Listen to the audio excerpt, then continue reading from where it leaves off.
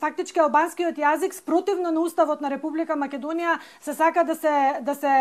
втурне, би рекла, во правниот и во политичкиот систем како втор службен јазик, што е целосно неприфатливо за македонците како мнозинство граѓани, бидејќи противуставно пред се. Никој нема проблем за тоа да се зборува албански јазик таму каде што е дозволено согласно уставот, но имаме и tekako против кога се крши уставот на Република Македонија и кога преку таквото кршење на мала врата се сака да се официјализира службената употреба на втор службен јазик нели во државата, а тоа е албанскиот јазик. Во таа смисла, значи, сите овие процеси ќе гледаме ќе одат паралелно, заедно со најнапред игнорирање, односно целосно поништување на македонскиот идентитет, на јазикот, македонскиот јазик и македонскиот народ. Тука се притисоците и од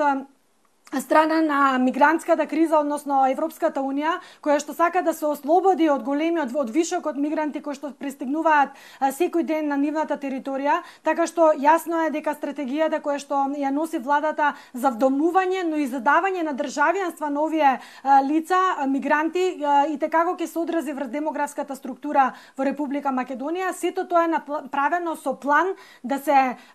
сведе македонецот како малцинство во сопствената држава и да нема право повеќе да одлучува за суверенитетот, интегритетот и независноста на сопствената земја.